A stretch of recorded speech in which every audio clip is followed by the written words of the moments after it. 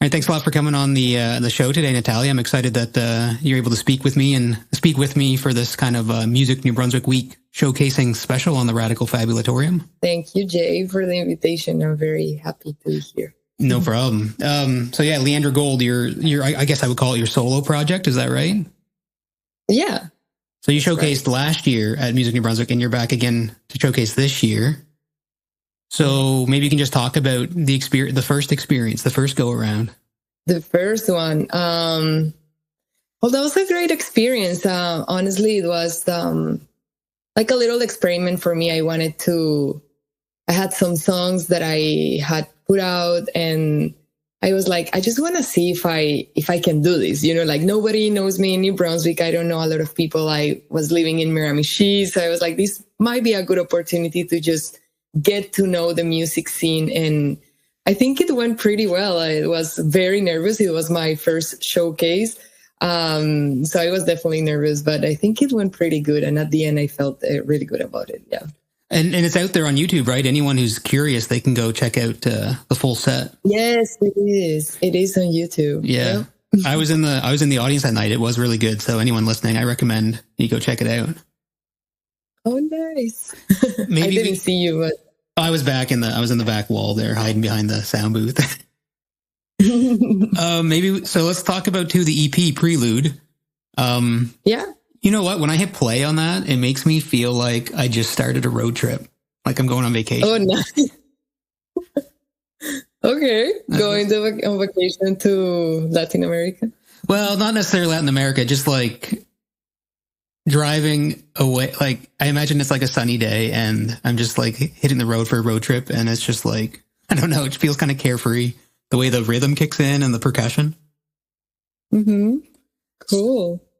So was that like you're a celloist or cellist? A cellist, yeah. How do you make those percussion decisions when you're writing? I'm assuming you're writing from the perspective of a cellist. Yeah. Well, in Colombia, a lot of music is very rhythmic and percussive. And we have a lot of percussion instruments, and in like different musical traditions, the percussion is always there. So I guess even though I am not a traditional musician and I kind of do my own thing, it is, growing up listening to all these rhythms that are like in all these songs, it's very natural for me to just feel the percussion. So when I decided, it's like, okay, this is how I feel. I kind of sing it. I have an idea of what I want, and then I share it with the producer, who is my brother, Andres Borges. He was the one who produced the music. So I was like, hey, these are the ideas that are in my head. These are the rhythms that I'm hearing, a little bit of the cumbia. So yeah, that's kind of how I decided it. Everything is like the music is kind of all in my head. It's inspired a little bit by like the rhythms that I listened when I was growing up that exist just in my system. And then I try to share them. Even though I'm a musician, when I'm composing my own music, I don't usually write it down, I sing it a lot, and that's how I share it. Yeah. Okay. So, and maybe we should fill listeners in that, like you born and grew up in Colombia, and then relatively recently moved to New Brunswick. Yeah, I grew up in Colombia. Then I went to study to the US for a few years. And 7 years ago, I moved to Canada, to New Brunswick. Okay. Mm-hmm. And do you find it's important to kind of blend like the sounds and styles from Colombia into this project in particular, the Leandra Gold project? Not necessarily. Like when I make those decisions, I don't make them as like, okay, I want to show what Colombian music sound like, because again, like I'm not a traditional musician. I think Leandra Gold is more like a collection of experiences, and I allow myself to I don't put that necessarily into the Colombian music box. I write whatever I'm feeling at the moment, and it's more like storytelling and expressing what I'm living through in this experience of like being born in a country, then moving places and trying to find that place of belonging that doesn't necessarily exist, because I end up being like, okay, I'm from Colombia, but then I learn different languages, and each language comes with its own culture. And then, it's like, that's what Leandra Gold is about. So what I think it's important is that story, those stories, and sharing that perspective, rather than deliberately saying like, okay, this is cumbia, or this is like folk music from Colombia. Yeah, I think it might happen naturally in some songs, just because I carry that sound and those rhythms with me. So when I write, obviously, like, those things come out because they are in me. But I don't make this project necessarily to show traditional music from Colombia, but it is inspired by it just because I was born there. Okay. And would you say you started out in the classical music realm? Is that right? You play classical music? Yes. First? Yeah. So would that be the same? Like when I listen to this EP, I don't necessarily hear classical music. Like it wouldn't dawn on me that that's where you came from. So, but I imagine that's kind of similar to the Colombian vibes of just being inside you. Like, so the classical music is just kind of part of the identity as well, maybe, or? Yes. Yeah, that's right. I mean, I studied classical music, and I spent many hours of my life just practicing cello and developing the technique and learning all this classical music repertoire.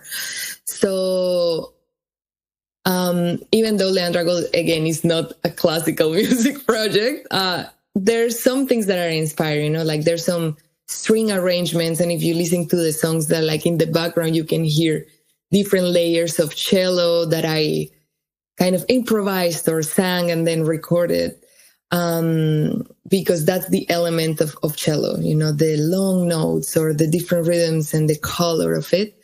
That's how I incorporate the cello and the classical music aspect into this project, without, again, necessarily being defined by classical music, because if you listen to the EP and then if you go to the live shows, it's not necessarily classical music, but the technique is there, and the color is there, and there are some parts of it that are there as well.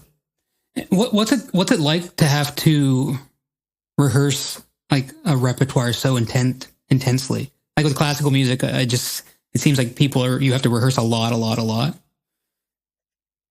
Whoa, yeah, it is intense indeed.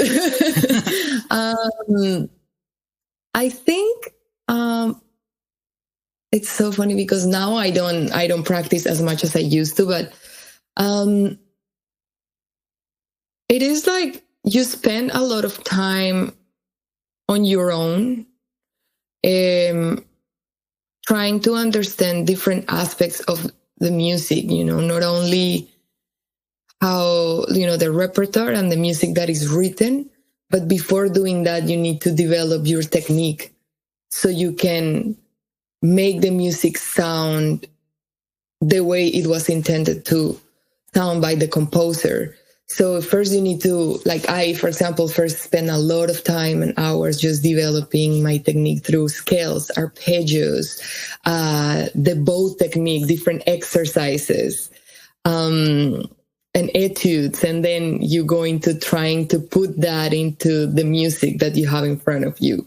So it's like a lot of steps, and it requires a lot of concentration, a lot of silence, a lot of times in a practice room on your own. So in a way, it's a very lonesome process, and then after you spend all those hours, then you get to maybe meet with the pianists that are that's gonna accompany you, and then you go in front of the audience. So it's different to Leandra Gold and, more like alternative music scene, because you spend a lot of time and then you put that out there for the public, but you don't necessarily are playing it all the time.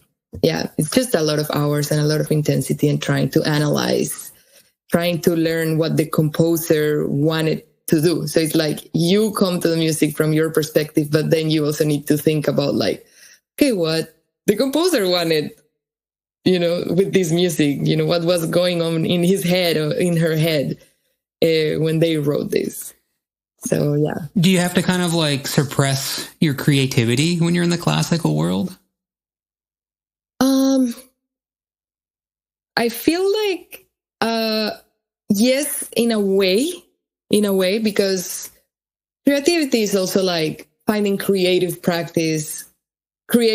ways to practice or to approach. Yeah. But then at the same time, you have the music written for you. Someone else wrote this music for you. And then you need to follow certain rules, again, like the technique, there's the intonation, there's the quality of sound that is expected for the rep that you are performing. So in a way, you don't have as much, you can make some decisions, but then there are also some decisions already made for you.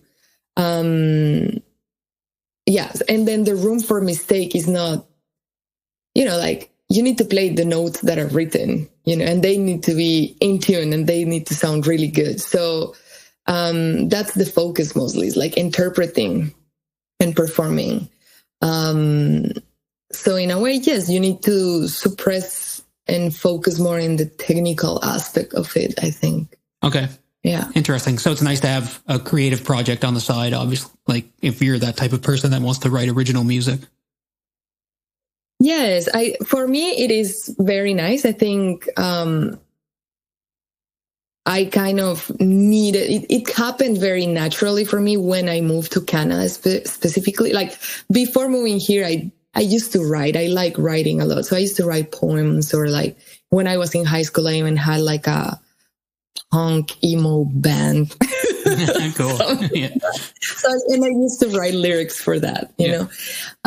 So the writing was always there. But then when I moved to Miramichi specifically, I didn't have the same kind of like opportunities to play classical music, like even before coming here, like I used to play in a symphony orchestra and chamber music. But then I moved to Miramichi and those platforms and those spaces do not exist. So, and then there was, the whole like personal aspect of like becoming a migrant, arriving to a new place, all this change. So I started writing, and because I was a cellist, I kind of started experimenting because I had this need to still play music and still feel like I was a musician. So somehow these two things ended up coming together.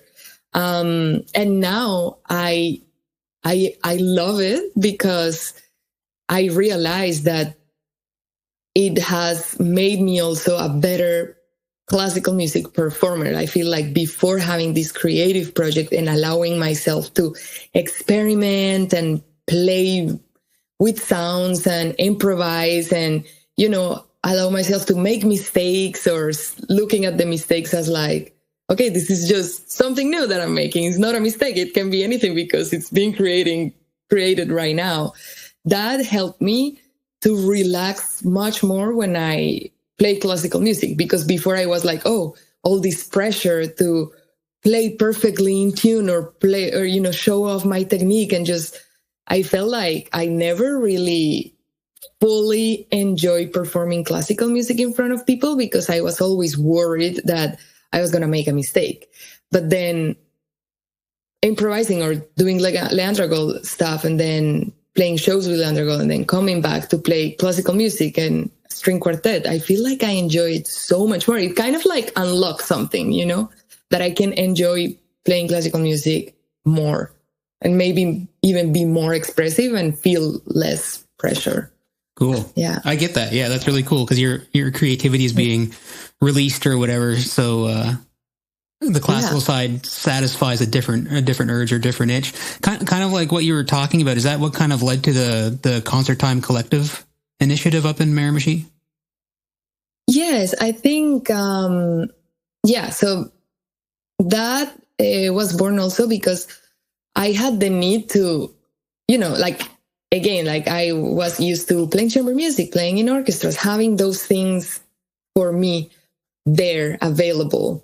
In Miramichi, I wanted to continue, kind of like create a platform or like create a space for that, not that classical music is better or worse than any other music. It's just like I just wanted that to exist. For me, yes, for me to play it, for others to enjoy it, for others to like also have the opportunity to listen to that, for other musicians to play as well, and to create just like a new space.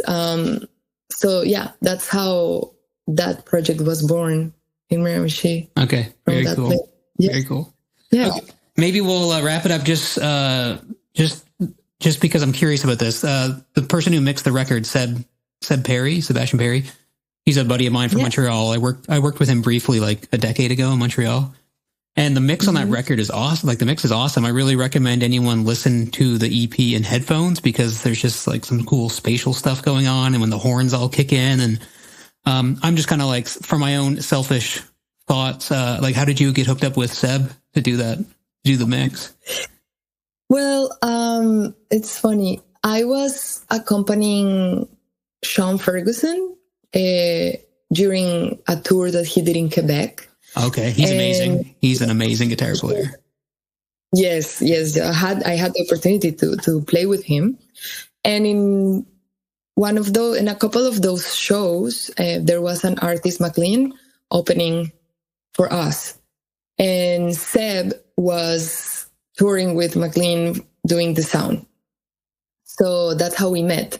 When you are an accompanying musician, you have less pressure, so you get to hang out a little bit more. And I was like hanging out backstage with them. And through these shows, we ended up just talking a lot and connecting. And then when it was time for me to, decide who was going to do the mix and stuff, I didn't know a lot of people, but I knew Seb. I was like, oh, I know someone who can do this work. So that's how I checked like his work, and then I shared it with my producer, and then we were like, yep, that's the guy. That's who we need to do this for us. So yeah. That's awesome. Yeah, he does great work. Yeah, out of Montreal there. He's very, I remember working with him. He was very dedicated and very particular. So yeah, he's a great guy.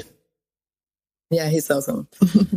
So, do you record your own? I know I said we're going to wrap it up here, but now that we're talking about audio engineering, I was just kind of curious. Do you record your own cello? I imagine I've never recorded a cello. I imagine it's a little difficult. Like, do you do your own demoing or anything like that, or how do you approach that side of things? Yes and no. So right now I do more of that. When I did my first EP, I didn't know much about like recording.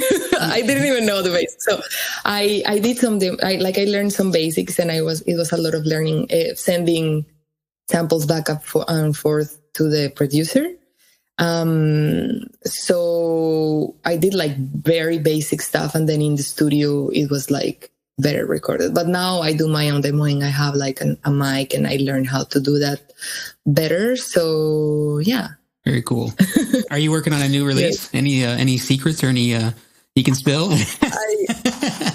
Yes, but I'm working on it. Like this summer I really pushed myself, and I wrote a bunch of music that I have actually been performing live. Sweet. So I'm like, I should probably record this. I have a lot of new rap that I am hoping to record and release soon, and I am working on something that may or may not come out this year. We'll see. Okay.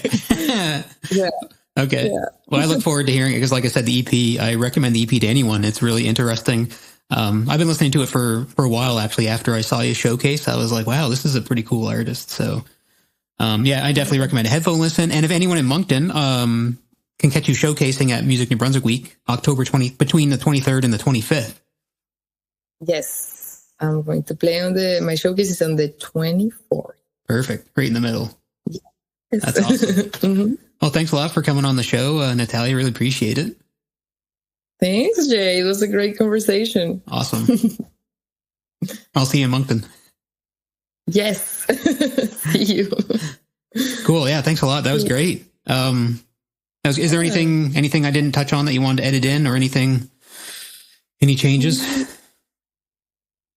No, I think it was great, right? I think we talked Yeah. Yeah, I think that's some interesting stuff there. I didn't ask you, I forgot to ask you how people can get in touch with you.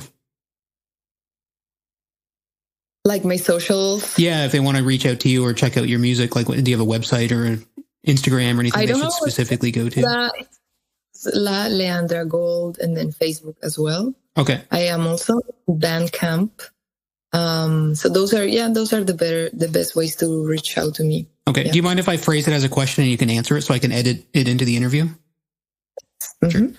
Where would the best place be for people to reach out to you if they're interested? Well, they can check out my social media, Facebook and Instagram. I am as Leandra Gold.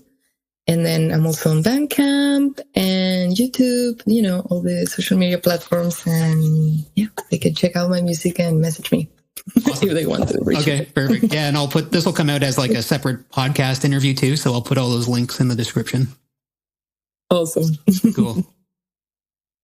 Sweet. Thanks. Yeah, thanks for doing that. Alrighty. Yeah, that was awesome. Thanks a lot. Yeah, thank you. Thank you so much for this opportunity. Yeah, no problem. Chat. Yeah. If you're ever in St. John and you want to swing by the radio station, just drop me a line and I can make that happen too. Yeah, absolutely. Where is it? So it's on UMBSJ's campus. Okay. So it's a little. So you have at a radio station there. I work at a radio station there. Yeah. Yeah. Okay. Yeah. Local FM. Okay. Nice. Is that part of UMB? It's on the campus, but it's separate. It's not part of the school. It's just the radio. Okay. That's just where it is. Yeah. But it's right on campus. Yeah, it's nice. But you could even perform there if you wanted to haul your cello up there. But yeah, that'd be cool. Oh, that would be cool. Yeah, that'd be pretty cool. Yeah, that would be cool. Okay. Let's plan that. Yeah, if you're coming to town sometime, yeah, just let me know. Are you from St. John? Like, are you from New Brunswick? I grew up in Sussex. I don't know if you've been there. Okay. But yeah. There's a little art gallery that does like classical and other performances there called the Arts. What's it called? The AX Center. The AX Center. AX Center. Okay. In Sussex? Yep. Yeah, like I saw the Elm City Quartet play there, and Kylie Fox has played there, and it's a nice little like art gallery, and then you set up in the art gallery and perform there. Yeah. Oh, nice. That's good to know. Yeah. It's good to know. Yeah, because I was like just talking with another artist to do like a little show, but we were like, but where do we do it? So maybe places like that would be a good venue. Yeah. Good to know. Thanks. Yeah, you're welcome. All righty. Yeah. I guess I'll let you go. I've taken up enough of your time, I'm sure. So thank you so much again. Yeah. Have a good day. See ya. Bye. Bye.